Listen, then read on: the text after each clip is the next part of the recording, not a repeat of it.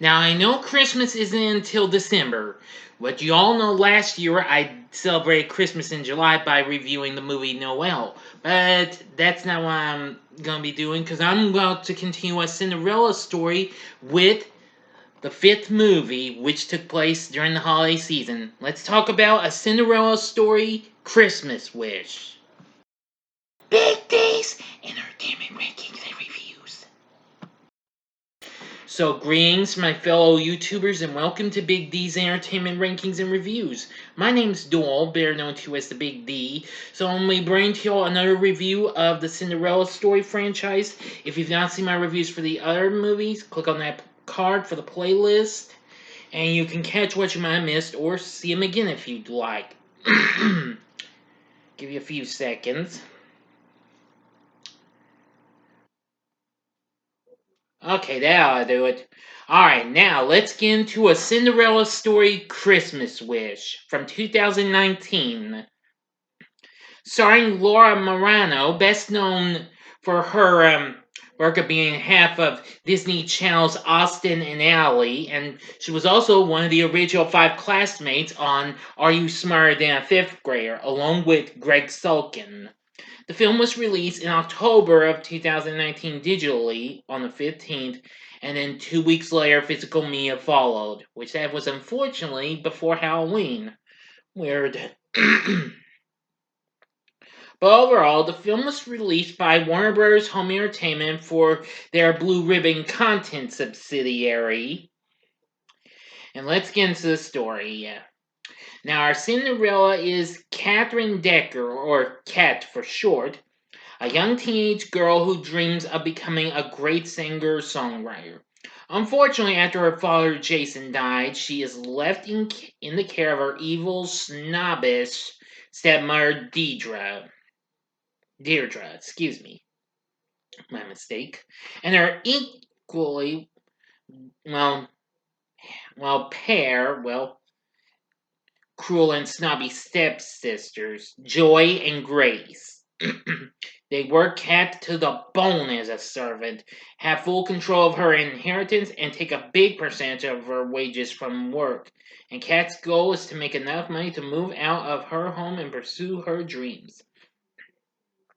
Kat works at Santaland, the Christmas entertainment park, as a singer, along with her best friend Isla, who is under the eye of their strict boss, Mr. Muchisa. There, they meet a new employee as a new Santa, who, unknown to them, is really Dominic Wintergarten, or Nick, who is the son of billionaire Terrence Wintergarten. After Nick sees Kat perform, he is smitten by her. Deirdre wants to go to a charity event Terrence is hosting, but she doesn't have a way to get in. Then, through Grace's mumbling, she suggests taking advantage of Terrence's personal connection to Kat's late father. So they devise a plan to enter the charity event as Deirdre, being the widow of the late Jason Decker and her 2 daughters. However, a letter from Terrence requests the presence of Deirdre and Catherine, so Joy will be impersonating Kat to make the scam work in their favor while leaving the real Kat in the dark with nothing. As Christmas Eve nears, Nick and Kat become attracted to one another. Nick then gives Kat an invitation to the Winter Garden charity event, much to Kat's surprise and bewilderment as she accepts the invitation. The next day, Nick reveals his true identity to Kat and tries to encourage her to do the same, but she doesn't. Kat, while reluctant to go to the event with Dominic, is expressing her desire not to go. However, Isla persuades her to do so and gives her a green dress they saw in an expensive boutique store, which Isla had hands on herself. But however, the next morning, the step family steals the dress and Deirdre burns her invitation.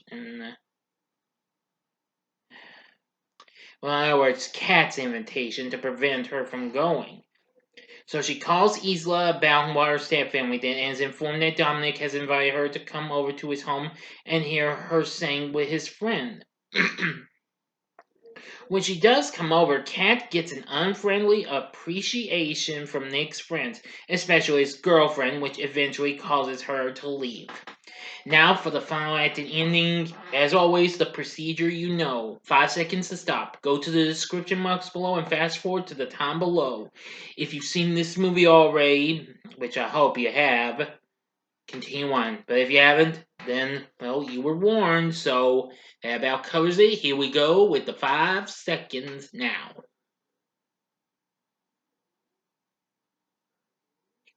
Okay, you've been warned for realsies. On the day of the charity event, Kat catches her stepfamily in possession of her late father's snow globe. During the altercation to get back, the snow globe breaks, and the stepfamily leaves her heartbroken big time. While sobbing big time, Kat's dog, um, Bruno's, I believe his name is. Yeah? Hang on. No, wait, I think yeah, it's Bruno. I had to remember him when I was seeing my sources. But anyway, Bruno stumbles upon the invitation letter from Terence. Realizing their intention of using her identity, she becomes more determined to stop them. To help Kat get in the event and stop the steps, Isla uses her position as a dressmaker for the event's main show to help her pass as one of the elf performers. But before Kat can get to Terence, she is forced to go on stage and perform, which she does poorly. In the middle of the performance, both Deirdre and Nick see Kat and both try to get to her. Nick's girlfriend tries to get together with him, but Nick breaks up with her over Kat. Kat unintentionally knocks out one of the performers in the show and is forced to be the Snow Queen for the next part. Kat is reluctant at first, but Isla convinces her to sing. Nick and Kat finally find each other, with Nick apologizing for hurting her and Kat for ruining the show. Before leaving, Nick advises Kat to follow her dreams for her father. Though nervous at first, Kat gives a wonderful performance to the audience with a new song she wrote.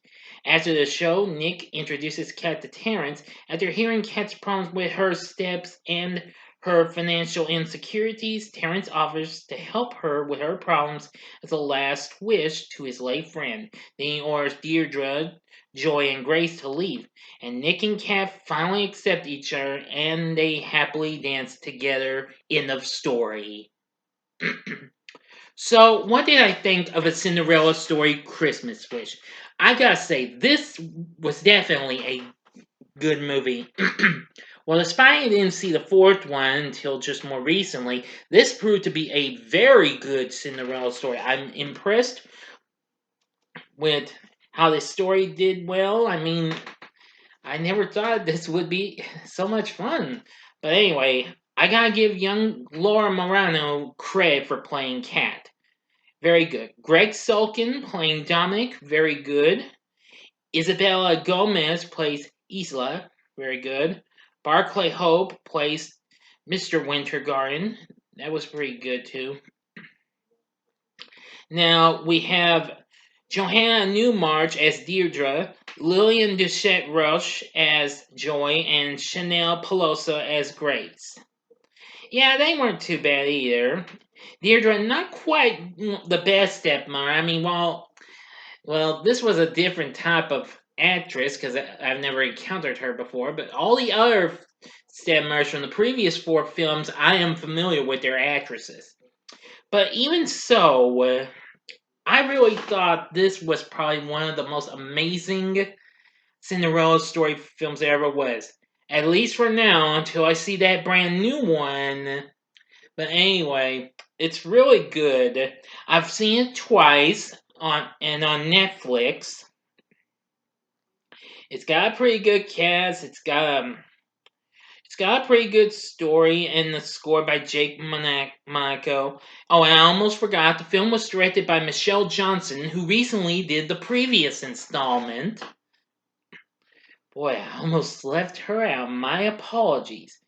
And of course, Watertower Music put out a little bit of a soundtrack, which only had 6 songs featured in the movie. Which of course Marano did most of the songs. I really think her. I really do like her songs of the best Christmas and Everybody Loves Christmas. Those were very good songs, I must admit. So anyway, I think this is just an amazing flick. I think your kids might even enjoy watching it during the holiday season, even in July if they want to celebrate Christmas in July. But with a pretty good cast, a pretty good very good characters, pretty good story, and a good soundtrack and all that jazz. Would I recommend a Cinderella Story Christmas Wish? I would say yes. Go for it. But if you weren't too thrilled with much of the Cinderella stories before that, I'd say, but only if you really do think this is a good one. But however, it'll still be like the last few. I'd say also, if you're not satisfied with thinking this is good, but if you're curious, give it a one-time watch, just to be on the safe side. But I think you'll really like it. I think this is an incredibly good movie. hmm So, what are your thoughts on a Cinderella Story Christmas Wish? Please tell me in the comments section below. If you like the video, click the like button below, subscribe to my channel, and be a part of the Big D Nation. Join me next time when I bring to you a spoiler-free review of A Cinderella Story Starstruck, which is the brand new one. So anyway, thanks for watching, and if you like this, you may want to check out some of these other movies. In the upper left-hand corner is my review for another film that came out the same year this did, that being Disney's Descendants 3. Or go to the upper right-hand corner and see my review for, well, a movie that recently turned 20 not so long ago this month, and that was Legally Blonde. Or go to the bottom left-hand corner and see my review for DreamWorks Animation's latest attempt, The Boss Baby Family Business. And the bottom right hand corner is the button you can click to subscribe. If you like rankings and reviews on movies, TV, music, video games, etc., then I'm your guy. Thanks for watching. Until next time, I'm the Big D saying, see ya.